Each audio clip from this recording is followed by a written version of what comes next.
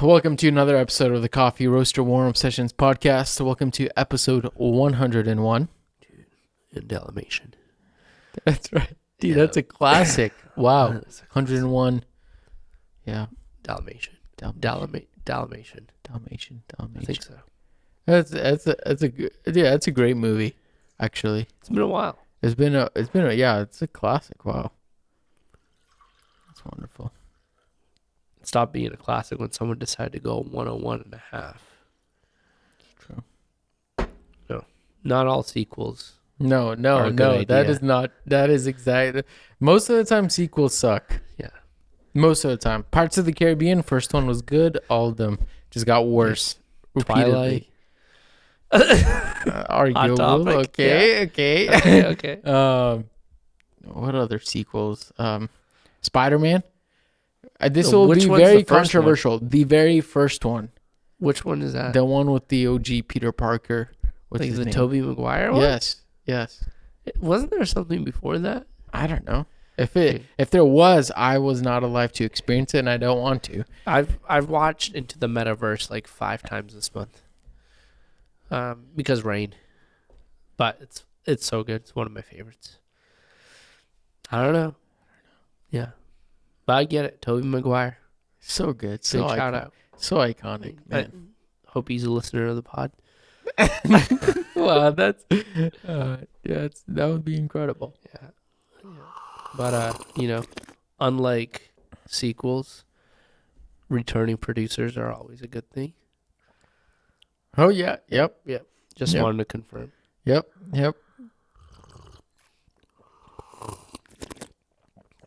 It's a decent brew, actually. Mm, It's actually has a really nice syrupy mouthfeel. it does. I don't know if that's because we actually threw the cone in there or not.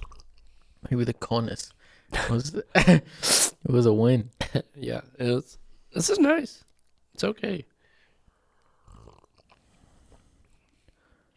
I actually didn't know what to think of this coffee, but I kind of enjoy it. Knowing the backstory of it, of course. Mm-hmm. Well, I'll tell you what I see on the label.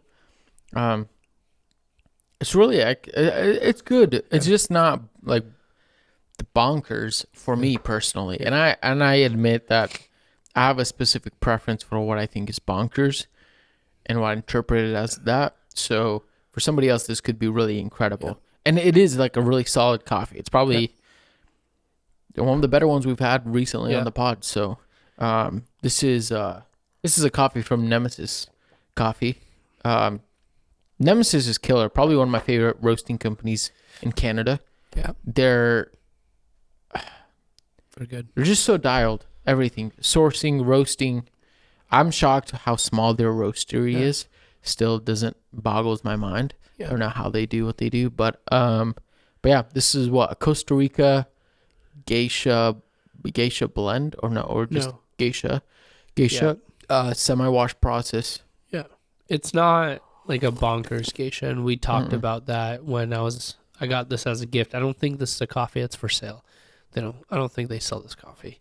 Yeah. They were roasting it for a specific purpose and all that, and they threw a little sample bag to bring home to sip on. Yeah, I think it met my expectations, especially talking to the roaster. Why am I blanking on their name? Totally forgot. Shoot. But Joe, my friend at Nemesis, brought me in and showed me around and told me the backstory that this coffee... well, I'm just going to keep my mouth shut at this time. This coffee was roasted for a specific reason, and it was sourced for a specific reason. So I think everything they said about it makes a lot of sense in what we're tasting in the cup, too.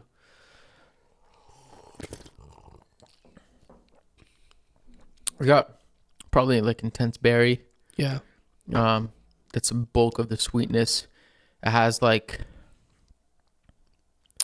a little. It's very delicate. It's nice on the mouthfeel. A little bit of.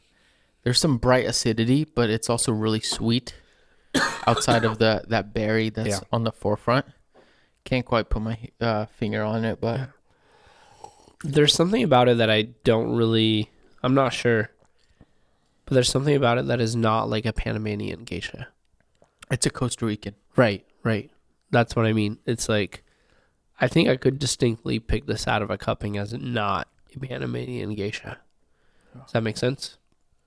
It's like, I think a lot of the times when geishas get compared, that's one of the origins that people compare geishas to, right? So yeah, I'm loving the brew. We this time threw in a cone into the Breville precision brew, which is what we use here for the pod. Hopefully we'll be able to snag maybe a ratio for SCA, but we'll see. we need to become resellers. Maybe we'll start reselling them. Yeah. We've been talking about that for a while. But we threw the cone in there, and the cone kind of changes up the whole brew. Gives you some more thicker brew bed. It's a cone shape, not a basket, flat bottom.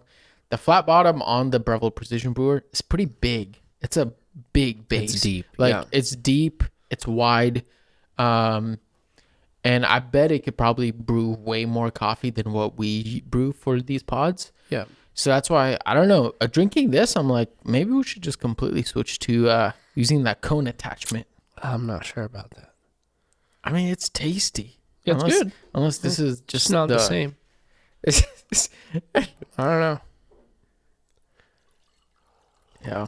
Well, folks, if you're listening to this and you're not at SCA, I'm sorry. Yep. But at least you got a pod to listen to. Yeah. So we'll probably be, if all goes well, I don't know. I'm like, after the last 3 years of trying to go and it not working, I'm like, man, I don't know what's gonna happen this time. Who knows? But if all goes well, we're at SCA today. We're going to a roasting class in the morning. Saturday, right? Yep. Yeah, Saturday morning, and then we're gonna go walk the floor. Hopefully, hang out with a few friends. Hopefully, connect and see Kyle. Woo-hoo. Yep. And go to a couple more cuppings, events, meet with producers, all the fun stuff. So hopefully, we'll be able to also document the whole thing, so you guys can get a little video. And I know I'm behind on editing videos, but it takes so long. I'm midway through the Proud Mary Geisha one. Oh, I was gonna ask about that one. It's coming. I still need the Jorge story. Yeah, it's. I also don't want to hurry the Jorge story because I'm like, I want it to be at least decent. There was a couple things that got in the way of it, but it's not, Anyways. Yeah. But I want to take some good time and thought to get that released. But anyways, yeah. Hopefully everybody's doing great. Yep. Well, Sergio has nothing else to say. No. I'm stoked to be at SCA. That's the hype feels real right now. Wow. Yeah. It's Thursday night, and we're leaving in like 12 hours, and I'm not packed, and I have a lot of work to do. So, alrighty. Classic. Well, anyways, we just wanted to talk about a little bit some coffee flavors, roasting, sample roasting. Due to a couple things, I had a little conversation with ChatGPT, and then I also, we just got done roasting some coffee for some friends of ours, Onyx. They're Onyx Coffee importers, not the lab. Roasted some coffee for their booths of some gem lots that came out tasting pretty tasty. But it was one of those things, again, like what happened in December. We did a pod episode about this. It's like, how do we, we have limited quantity, literally one batch, 2 batches. And how do we go about to roasting those? And how do we enter roasting a coffee that maybe we've sourced, and we're in full sourcing mode right now. We're cupping some coffees. Yep. And so, I don't know. Thoughts? Yeah. I think between finding coffees that we need for our menu and the experience with Onyx, there's a little bit of insight that I think you and I discussed earlier about the idea of let's say we got new coffees, but also we're looking for new coffees, what the initial thought process behind that is. So the first thing for sure, when we approach this, we're already made up our mind to knowing what we want on our menu. So whether that's a coffee that is slightly classic, slightly, I don't want to use the word generic, but we all know the coffees that are the daily drivers, right? If we're looking for a daily driver to fit on the menu, we know where we're going to look for those. If we're looking for something a little on the wilder side and we're looking for something like more berry, we know where to look for those. So that's the initial approach to all of this. And I think the interesting thing is this last time we did it, we did find a coffee, but we weren't able to snag it. Yeah. It's a bummer. There was not very limited quantity, and when we finally got to deciding on it, it was too late. It's the nature of the game. It sucks. That was probably one of the best Colombians I think we've cupped in a hot minute. Yeah. It was so good, and it shattered some expectations of like, man, you have to pay a pretty penny for tasty coffees, and that was like such a banger of a coffee. Yeah. But yeah, I think we're going into these cuppings already thinking, man, what spots are we gonna fill on our menu that need to be filled where we're selling out of some inventory, we need to replace it, which is already a big thing, because every time we're going into roasting, especially, I think a big part of the roasting process is also knowing what the coffee has. We've said this so many times, but it's so important. Actually, it's actually one of the most important things, is that you can't pull out more out of a coffee than what is already in there. Yeah. You can only maximize its potential, not increase its potential. Yeah. And why is that important is because if that is the case, then most of your work is being done, most of the hard work is being done before it gets to the roastery. Like how you're sourcing is going to play a massive role to the end product, to the end coffee. And so as we're going in, we're also, this is something recently we've started doing, and this is just to get a good understanding of what the coffee has to offer. We've started to sample roast almost every coffee that we're cupping, every sample that we're cupping, sample roasting it twice with 2 different Ikawa profiles. And there's a few reasons for that. We can do another episode on Ikawa completely another day, but number one, sometimes depending on the coffee, some profiles are make or break. Sometimes you use the same profile, but because of the coffee's moisture content, elevation, all this stuff, it turns out tasting peanutty or not much, or it turns out tasting really roasty. Yeah. So then you have a backup roast that's kind of a different profile. But also on top of that, even if 2 roasts are good, like this Colombian, like 2 very dramatically different roast, but the flavor profiles were also fairly different, but both really good. And so what does that tell me? That tells me, hey, this coffee has some range, and this coffee is also so good that you have some give to actually make it something unique, in the sense of you can tailor this coffee exactly to your needs, where other coffees is like, well, if you go a little too far or a little too light, it all of a sudden falls apart and becomes really uninteresting. Yeah. I think also because we've been doing this on and off and we have some kind of system in place already, it's allowed us to also see and plan ahead for how we do start roasting this coffee. Not to say that an Ikawa roast can be moved to a production roast. I'm not saying that like curve wise or anything. That's not the point. But there are slight expectations that are set when we know how this coffee tastes when it's vegetal, and what this coffee tastes when it's a little roasty or over roasted. So it gives that kind of range and those kind of parameters, and helps us think that way, and maybe gives us a half a step ahead, not a full step. But it puts us in a good place, I would say. On top of that, we're still cupping all of this blind.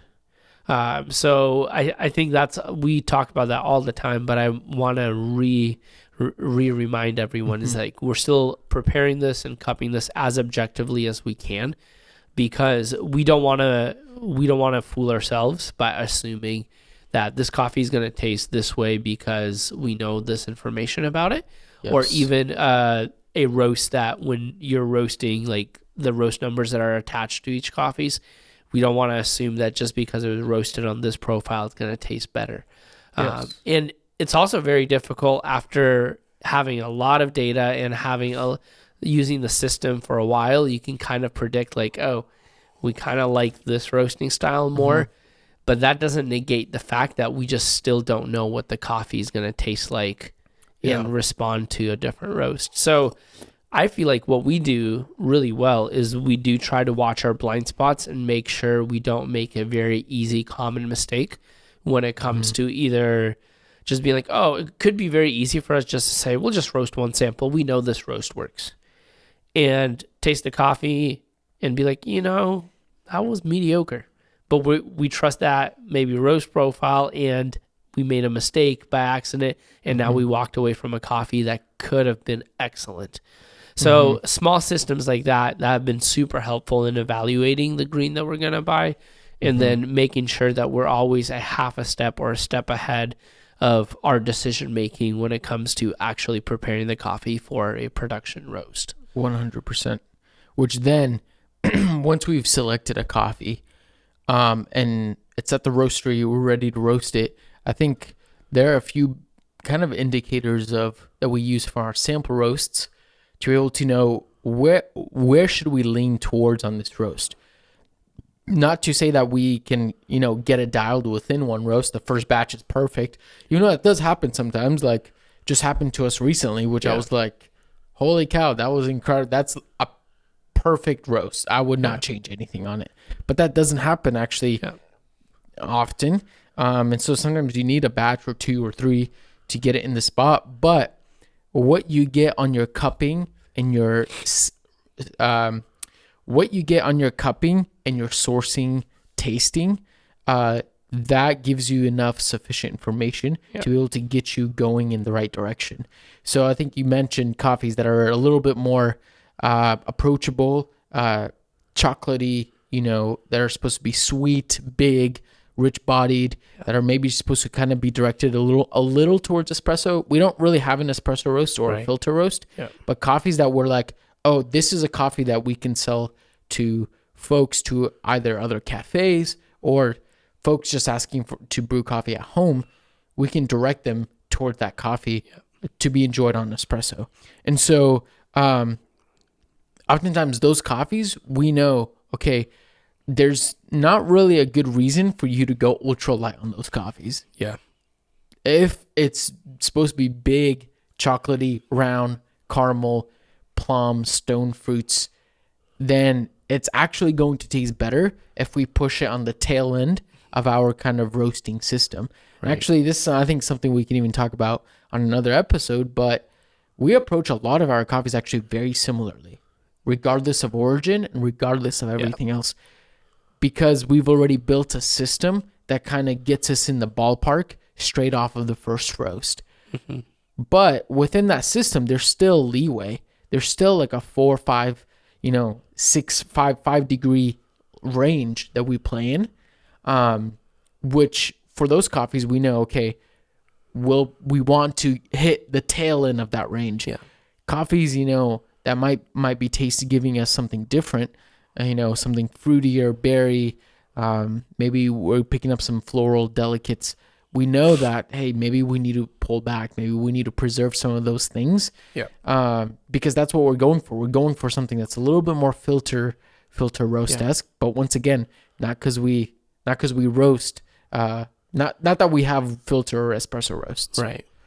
Yeah. And as you were talking about, I'm thinking, man, there's a lot of stuff that the data that we collect before we start like production roasting, that's been very crucial to making sure that our decision making for where the coffee lands in the menu was proper.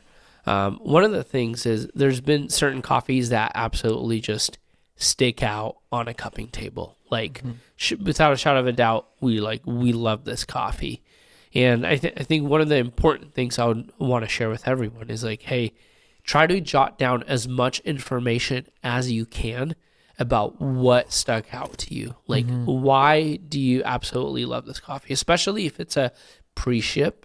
If you got a sample that's still at origin and it hasn't shipped, and you're probably going to cup it again when it arrives to confirm it, you have to figure out what you liked about it. Because it can go from something that you were like completely blown away, maybe a few weeks passed, a month passed, and you forgot about what you were blown away. You just remember it was a good coffee, but you don't remember the specifics. And then you settled on a good coffee, and then time passes again, and you're like, yeah, it's fine. And you completely lose what you were fascinated with it. And that not only can just skew your decision making when it comes to where the coffee belongs on your menu, that could also skew your decision making on how you roast that coffee. We've had that problem where we try to take a coffee too light because we were trying to chase this flavor that we thought would come from roasting lighter. When we look back and we're like, well, actually, when we cupped it, we measure this coffee and it actually tasted great at this range of color. And, we've made those mistakes already. And now we know that when something sticks out, we need to get as much information as possible. Yeah. That's very good. I think that actually I'm just blinking right now because there was something you said earlier that I was like, oh, there's something that I can riff off of because I think that was important. But I think you're right that like we do take quite a bit of notes, and even especially when we're sample roasting, and we're taking notes on the table that we chose the coffee on, samples that is. We'll actually sometimes even have, when the coffee comes in, we'll actually sample roast it with that same sample roast and compare it to our production roast. Right. To say, okay, this coffee's dialed in our production roast. Here's why we chose it with this profile. Do these even come close? Yeah. And hey, if your sample roast is still tasting better than your production roast, it's a problem. It's a problem. You got to go back and figure out how to get it better. However, if your production roast is tasting even better than your sample roast, and you bought the coffee based off of the sample roast flavor profile that you really liked, then I mean that's a win. Yeah, that's killer. I agree. I wish I could say that happens more and easier. It does take some time. Because that helps our dial-in process. Sometimes we may think a coffee is dialed and ready to serve when it's actually not. And we have to step back, reevaluate, and try to figure that out. So it's not always as clean and smooth as we would love it to be, but it's definitely worth the effort that we're trying to put in to not only find the beautiful coffees, but roast them in a way that kind of reflects and like shows what beauty we noticed before we even added our skill level to revealing that. I know I said a bunch of tacky words on that. Reflect. I get it. But I was being real. I was being very intentional with that. We do try that, and I think there's a lot that we put in, rather more than just systems. We talk about systems, and I don't just want to sound like, oh, we put these systems in place to make the machine work.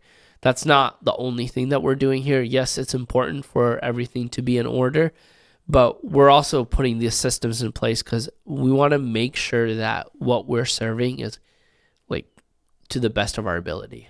For sure. And I think a lot of these things now, looking back, I'm like, man, we've learned so much from trial and error. Yeah. Like, if you're a roaster listening to this and, you're in your early stages, and we have a lot of you guys that are tuning in, man, there's only so much you can, like, back when we were starting, I wish we had this podcast. And I mentioned that on last week's podcast, that I wish there was a resource like this that I could listen to and learn from. But on the other hand, I'm like, just because you've listened to the podcast for 3 years, that does not make you ready or prepared to take on everything that both the sourcing, the sample roasting, and the production roasting, that balance it doesn't prepare you enough for that. Yeah. Where a lot of times you kind of have to go thinking about it like, man, there's a lot of things that I'm going to make mistakes on, but that's just part of the process. That's part of the game of just learning.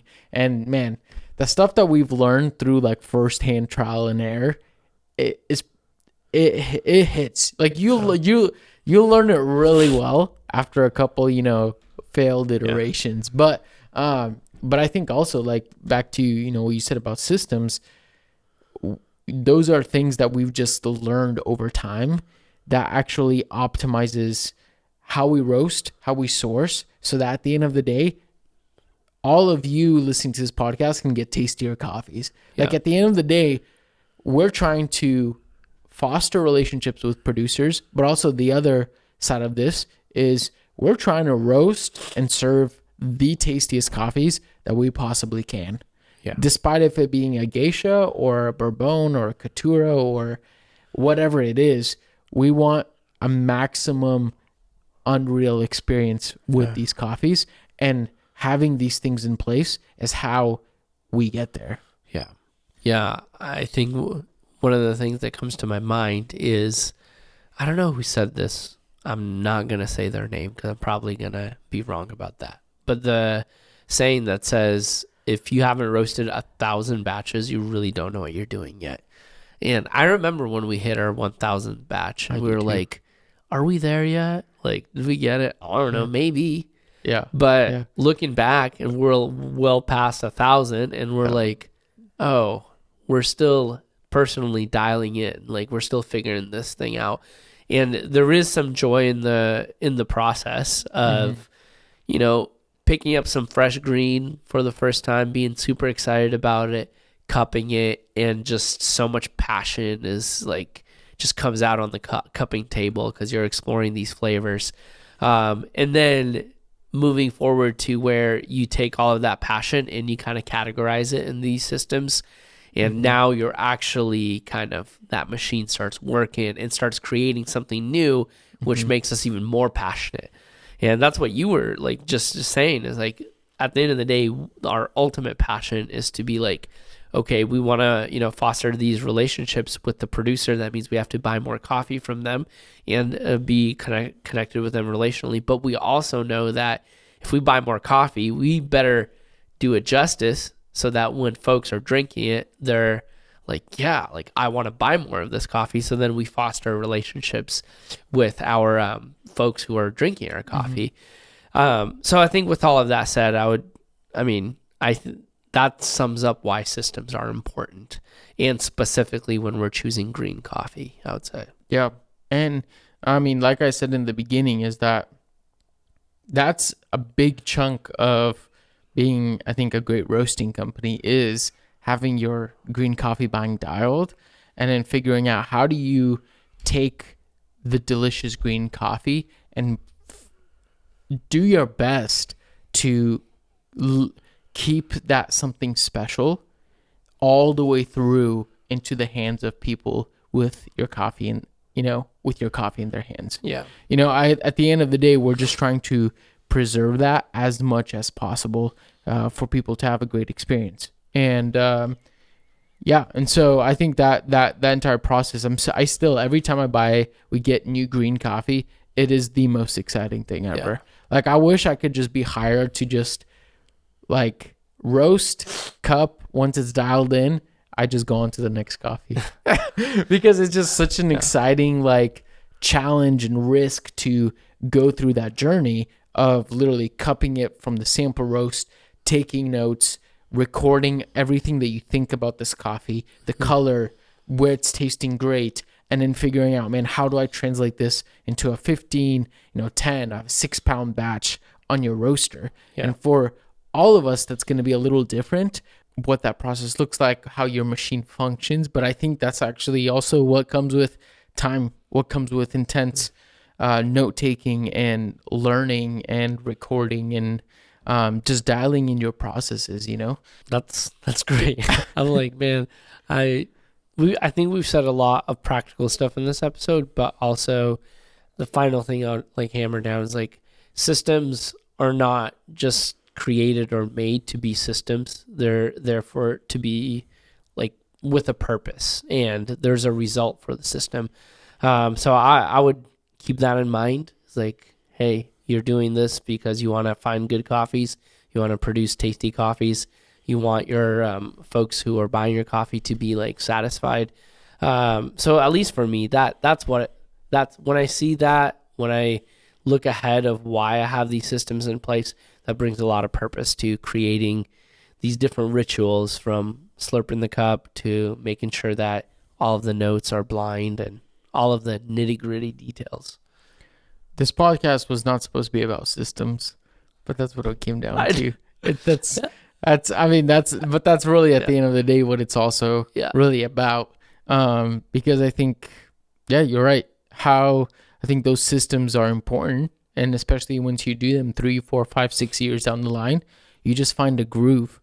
And really, it's just like systems. In other words, is just like a groove that you can get into that works and empowers you to do things really, really well and very seamlessly and efficiently, And we know we didn't give too much exact specifics about that transfer between sample roasting and production roasting, but I also want to, it's hard to oftentimes talk about these things because it's not quite the same for everybody. Like, there's so much personalization. I don't know whether you roast on an air roaster, a drum roaster, or how you cup, or what kind of flavor profiles you're going for.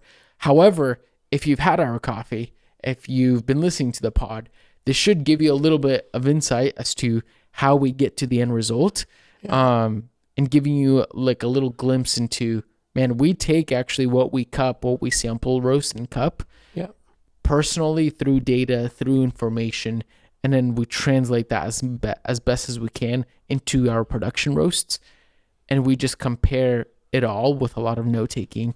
No, that's solid. 100%. I agree. We can. Alrighty, There's folks. so many para episodes we can make off of this one too. I know. Plenty of episodes to come. Friends, thank you so much for listening to another episode of the Coffee Roaster Warm Sessions podcast. Hopefully over the next couple episodes, we'll see some guests on the pod, which will be exciting. I'm pretty pumped about that. We're taking the whole podcast setup to Portland with us to do some podcasts on the road. Ladies and gentlemen, boys and girls, hopefully everyone had a great weekend. And as we always say, just a simple reminder, reflect what's good.